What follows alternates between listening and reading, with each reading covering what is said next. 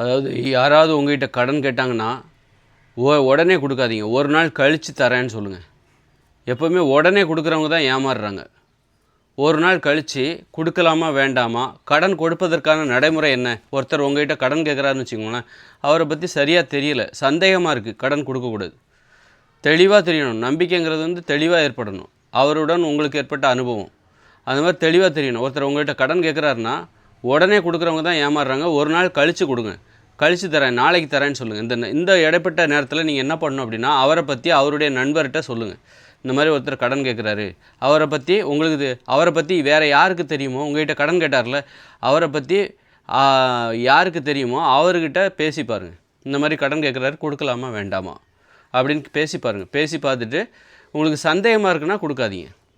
நம்பிக்கை, ஏன்னா கடன் கொடுத்தா அப்புறம் பிரச்சனை, அவர் பாட்டுக்கு வாங்கிட்டு போயிடுவார், அப்புறம் தரலன்னா நீங்கள் தான் கடத்துக்கு கஷ்டப்படுவீங்க. அதாவது அவமானம். பணங்கிறது ஒரு விஷயம் கிடையாது, பணமும் முக்கியம்தான். அநியாயமாக வந்து ஒருத்தர் இந்த மாதிரி முகமுடி திருடர்கள் இருக்கிறாங்க.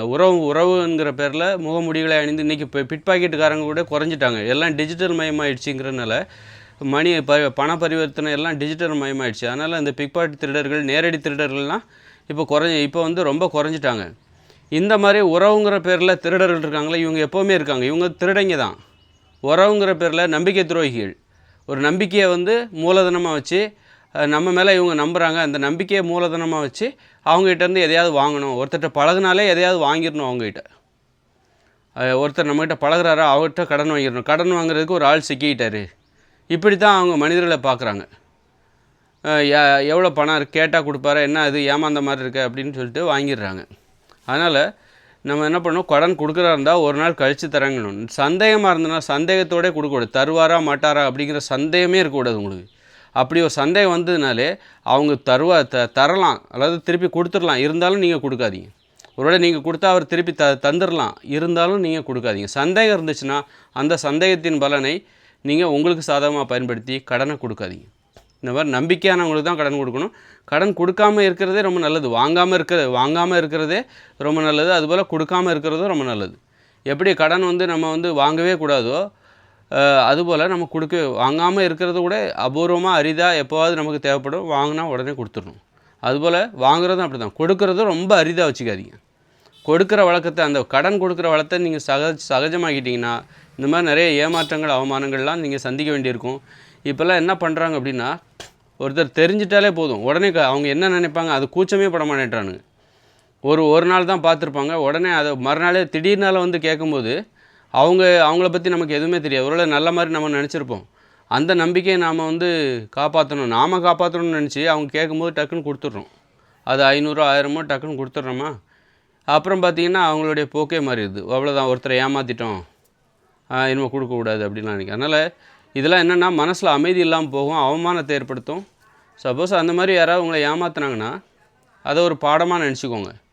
எதிர்காலத்தில் நம்ம மிகப்பெரிய ஏமாற்றத்தை தவிர்ப்பதற்கான ஒரு பாடம் அப்படின்னு நினச்சிட்டு இது ஒரு கல்வியாக நினச்சிக்கோங்க. நம்மளுக்கு அவர் கற்றுக் கொடுக்குறாரு, மனுஷங்களை பற்றி அவர் நம்மக்கிட்ட கற்றுக் கொடுக்குறாரு.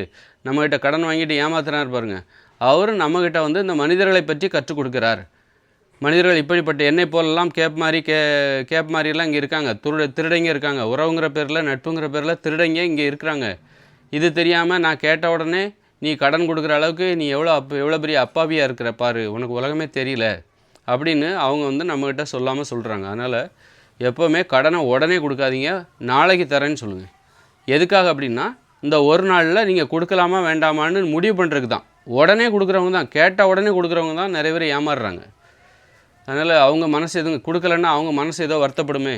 இல்லை, அதுக்கு நீங்கள் வந்து நேரடியாக என்கிட்ட இருக்குது அதனால் நான் அவனுக்கு தரமாட்டேன்னு சொல்லாதீங்க. என்கிட்ட பணம் இல்லைன்னு சொல்லுங்கள்.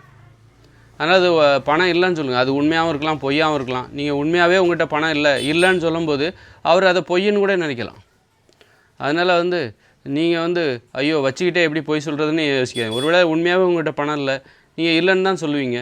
இல்லைன்னு சொன்னாலும் அதை அவர் பொய்ன்னு நினச்சாருன்னா என்ன பண்ணுவீங்க? அதனால் ஒருத்தர் கேட்குறாரு அப்படின்னா நாளைக்கு தரேன்னு சொல்லுங்கள், இல்லைன்னா இல்லைன்னு சொல்லிடுங்க. பெரும்பாலும் இல்லைன்னு சொல்லுங்கள், இல்லை நாளைக்கு தரேன்னு சொல்லுங்கள். ரொம்ப நம்பிக்கையான ஆள் கொடுத்தா தருவார் அப்படின்னா அவங்களுக்கு நீங்கள் கடன் கொடுங்க. மற்றபடி சந்தேகத்திற்குரிய ஆள்களுக்கு கடன் கொடுக்காதீங்க. பரிசோதனை பண்ணியெல்லாம் பார்க்காதீங்க. இவர் கொடுப்பாரா மாட்டாரா, இவரை பற்றி தெரிஞ்சுக்கலாம் இவர் நல்லவரா இல்லையா அப்படிங்கிறத இவரை பற்றி தெரிஞ்சுக்கலாங்கிறதுக்காக நாம் எதுக்கு கடன் கொடுக்கணும்? எதுக்கு ஒருத்தரை பற்றி நல்லவரா இல்லையான்னு தெரிஞ்சுக்கிறதுக்காக நாம் எதுக்கு இவ்வளோ செலவு பண்ணணும்? ஒரு 1000 கேட்கலாம், 10,000 கூட கேட்கலாம். அதனால் நாம் எதுக்கு அந்த பரிசோதனை? அதெல்லாம் தேவையில்லை. அப்படி பார்த்தா அந்த உலகத்தில் நிறைய பேர் இருக்காங்க. ஒவ்வொருத்தரையும் பற்றி தெரிஞ்சுக்கிறதுக்காக நம்ம பார்த்து கடன் கொடுத்து ஏமாற முடியுமா? அதனால் கடன் திருடர்கள் இருக்காங்க. இவங்க உண்மையிலே திருடங்க, உறவுங்கிற பேரில் முகமூடி திருடர்கள். இன்றைக்கி கூச்சமே இல்லாமல் இருக்காங்க. கடன் கேட்டு இந்த நன்றி உணர்ச்சி கொஞ்சம் கூட இல்லாமல் மனிதர்களை ஏமாத்துறாங்க. அதாவது மனிதர்களை ஏமாற்றணும்னு நினைக்கிறாங்களா? மனிதர்களை பற்றின பார்வை இருக்குது பாருங்கள். எல்லோரும் இன்னொன்று என்னென்னா, இந்த மாதிரி எல்லோரும் கடன் வாங்கிட்டு போயிடுவாங்க, நம்ம ஈஸியாக ஏமாற்றிட்டோம், நம்ம ரொம்ப புத்திசாலி அப்படின்னு. ஆனால் சில இங்கே மனிதர்கள் பல்வேறு விதமாக இருக்கிறாங்க. சிலர் மறக்க மாட்டாங்க, சின்ன அவமானத்தை கூட தாங்க மாட்டாங்க.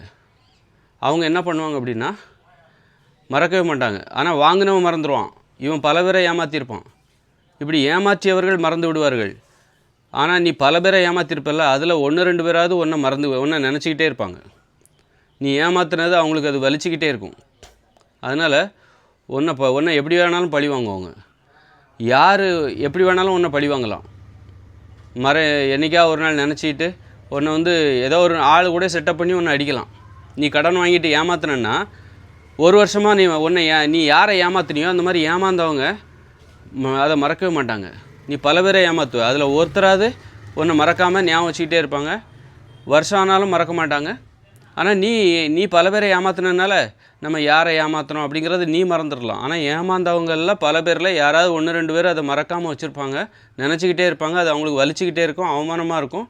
ஒன்றை எப்படி வேணாலும் பழி வாங்குவாங்க. அதனால் மனிதர்களை ஏமாற்றிட்டு நீ சந்தோஷமாக வாழ்ந்துடலான்னு நினைக்காத.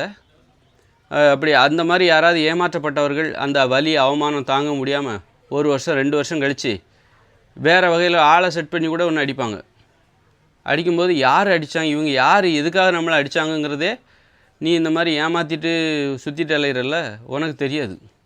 இந்த உலகம் அப்படிப்பட்டது. இந்த உலகத்தை பற்றி நீ இன்னும் சரியாக புரிஞ்சிக்கல. விளையாட்டாக நினைக்கிற, மனுஷங்களை விளையாட்டாக நினைக்கிற. மனுஷங்க சாதாரணமானவங்க கிடையாது. ஏமாத்தினா இழப்பை தாங்கிப்பாங்க. ஒரு இழப்பு, தோல்வி, நஷ்டம், இந்த மாதிரி நம்பிக்கை துரோகத்தை தாங்கிக்க மாட்டாங்க. நம்பி ஏமாத்துறவங்கள அந்த ஏமாற்றத்தை மனிதர்கள் தாங்கிக்க மாட்டாங்க, பழி வாங்குவாங்க. பழி வாங்குகிற புத்தி மனிதர்களுக்கு இருக்குது, அது நல்லது தான். அந்த பயம் உனக்கு இருக்கணும், அதை உனக்கு கற்றுக் கொடுப்பாங்க. அப்படிங்கிறது மட்டும் இந்த ஏமாற்றியவர்கள், பிறரை ஏமாற்றுவதே வாழ்க்கையாக வச்சுருக்காங்களா, அவங்க நினைவில் வச்சுக்கணும். உனக்கு தண்டனை எப்படி வேணாலும் எப்போ வேணாலும் கிடைக்கும், லேட்டாக கிடைக்கும். ஆனால் உனக்கு எதனால் அந்த தண்டனை கிடைச்சதுன்னு உனக்கு தெரியாது. நீ பல பேரை ஏமாற்றிருப்ப, யாரை ஏமாற்றணுங்கிறது நீ மறந்துடுவ. ஆனால் உன்னால் ஏமாற்றப்பட்ட பல பேரில் ஓரிருவர் உன்னை மறக்காமல் வைத்திருப்பார்கள். அவங்க உனக்கு உரிய தண்டனையை கொடுப்பாங்க, நீதியை நிலைநாட்டுகிறவர்களாக அவர்கள் இருப்பார்கள். அப்போ உனக்கு மனிதர்களை பற்றின விழிப்புணர்வு அப்போ வரலாம். மனுஷங்களை ஏமாற்றக்கூடாது, அந்த பாடத்தை அவங்க உனக்கு கற்று தருவாங்க. அப்படிங்கிறது மட்டும் நம்ம மனசில் வச்சுக்கணும். மனிதர்களை அவ்வளோ ஈஸியாக நீ ஏமாற்றலாம் அப்படின்னு ஏமாற்றிட்டு வாழ்ந்துடலாம், ஒரு விளையாட்டு பொருளாக பார்க்காத, சாதாரணமாக நினைக்காத. அப்படிங்கிறது தான் உனக்கு வாழ்க்கை கற்றுக் கொடுக்கும், போக போக உனக்கு கற்றுக் கொடுக்கும் அப்படின்னு நம்ம புரிஞ்சுக்கணும்.